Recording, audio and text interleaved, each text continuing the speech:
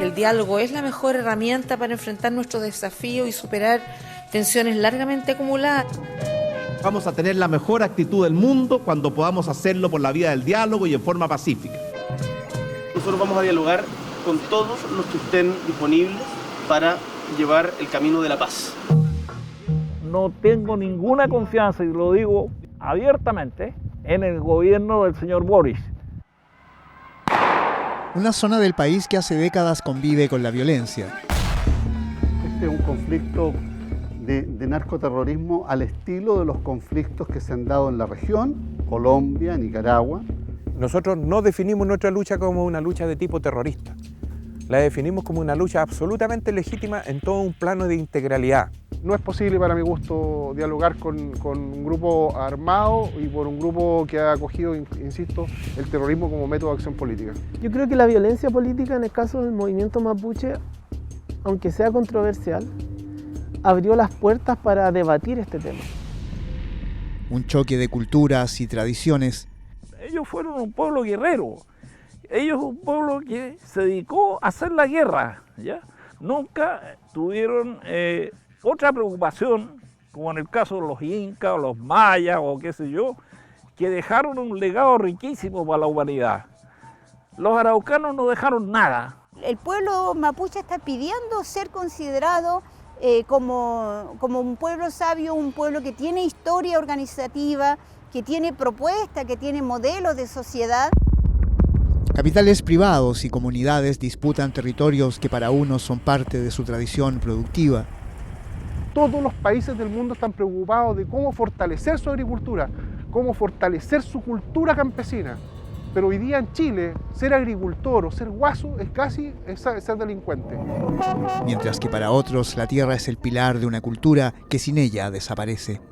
La economía del extractivismo es la economía de la muerte.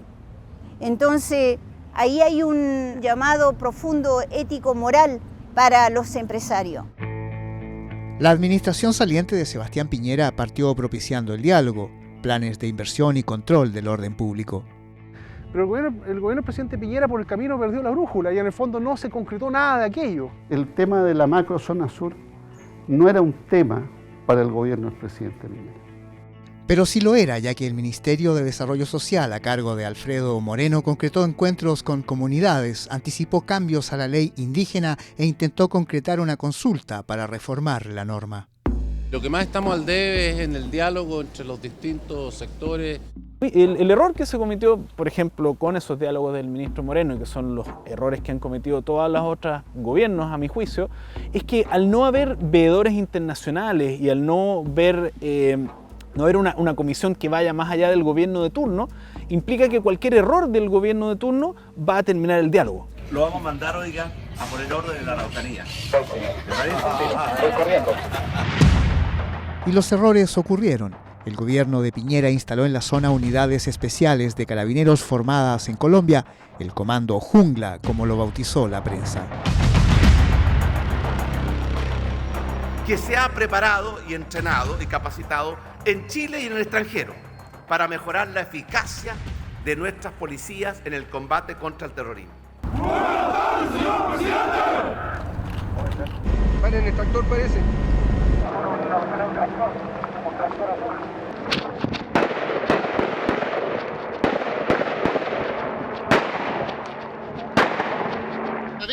Está vivo. Hay que prestarle primer auxilio.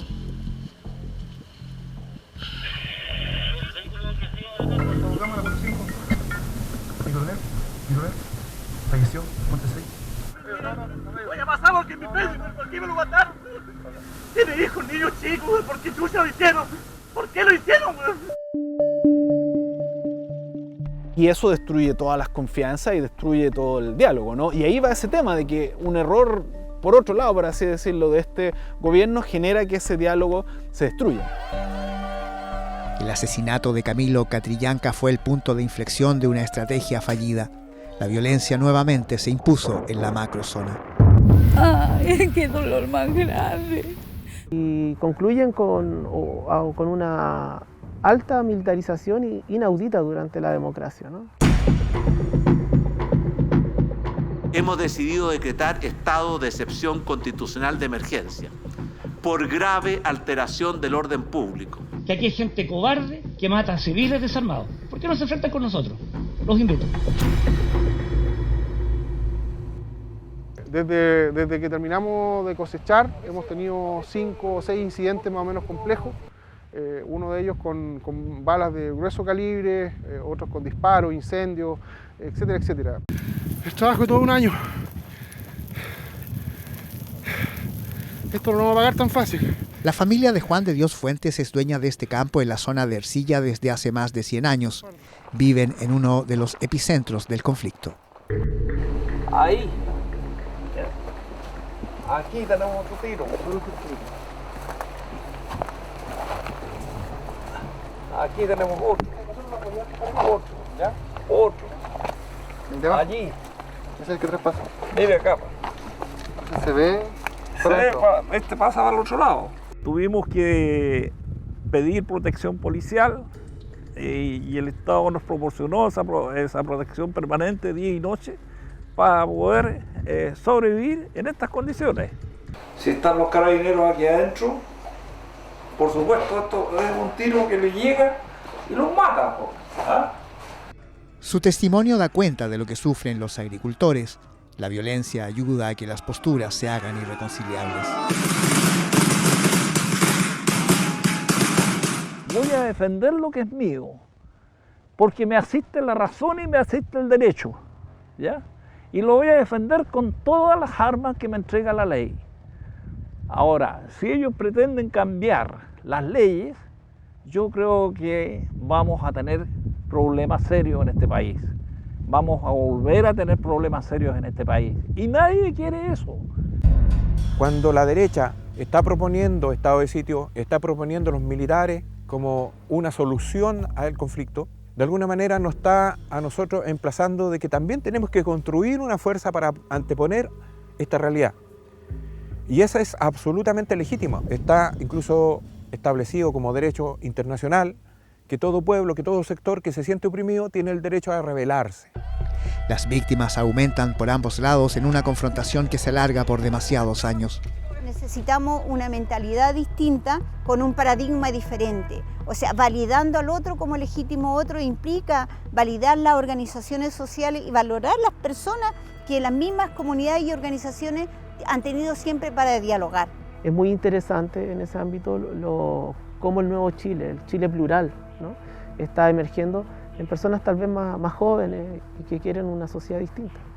Y es que la coyuntura política de hoy es inédita. Una nueva administración que no responde a ninguno de los dos conglomerados que gobernaron previamente. Diálogos con todos los actores, incluso con la CAM, con todos los actores sin duda. Eso es una ilusión, ¿eh? Pensar que tú dialogando, el nuevo presidente dialogando con estas facciones que son de narcoterrorismo, va a buscar entendimiento. Yo creo que eso es muy ilusorio. Pues si va el gobierno a dialogar desde arriba hacia abajo, no es diálogo, porque sigue siendo una relación jerárquica. Si vamos a dialogar sobre conservar nuestra cultura, respetar el derecho de propiedad, buscar el progreso para un país, sin duda no estamos los primeros en sentarnos a conversar. Pero si vamos a conversar sobre cómo sobramos en nuestra propia casa, no, por ningún motivo. Creo que es la manera de poder avanzar hacia la resolución del conflicto, es dialogar con quien tiene el conflicto. Y el llamado a dialogar con la coordinadora Arauco Mayeco me parece que ha sido un hecho inédito, porque normalmente a la organización, la coordinadora Arauco Mayeco, no se le ha invitado jamás a hacer un diálogo. Vemos como una idea interesante, válida, la posibilidad de interlocutar en donde existan observadores internacionales, en donde existan garantes. Esto se hace en los conflictos. El problema aquí es que el Estado chileno y los distintos gobiernos de turno no han tenido la voluntad política de acercar posiciones en tal sentido. Un estallido social que generó las condiciones para llevar adelante una profunda reforma a la institucionalidad del país, algo que para unos es una oportunidad, mientras que en otros genera desconfianza. Se está diseñando una arquitectura democrática en la cual la violencia política debería ir canalizándose en torno a esta nueva estructura de Estado que están construyendo los y las convencionales de los pueblos originarios, y en específico las convencionales mapuches. La participación actual en la constituyente dice relación con subordinar el mapuche quimun, el mapuche requiduam, esta posibilidad de reconstruir el tejido social, político, ideológico nuestro, propiamente mapuche, a una esfera, a un marco, a un andamiaje dentro del poder, porque los partidos políticos ya hace rato que están cooptados y reproducen las formas de relaciones que establece el capitalismo, que en este caso, en el Gualmapu, reproduce el extractivismo. Lo que se ha aprobado en las comisiones es destruir al país, pero es destruir al país, ojo, para las futuras generaciones. Si aquí lo que estamos haciendo es decirle a los jóvenes de hoy, mira, el futuro que tú tienes, búscalo en otro lado, porque acá no lo vas a tener. La plurinacionalidad y la interculturalidad implica instalar los derechos de la autonomía y la autodeterminación de los pueblos, participación en la toma de decisión, que en el fondo implica compartir el poder y garantizar derechos. Y en esa garantía de derechos están los derechos territoriales, los derechos culturales, los derechos lingüísticos, todos los derechos colectivos que son derechos humanos fundamentales. Yo creo que hay un espacio único también por el gobierno que va a asumir, pero por supuesto con desafíos también muy importantes, y yo soy cautamente optimista de que esto puede llevar a un principio de solución, pero hay muchas complejidades, ¿no?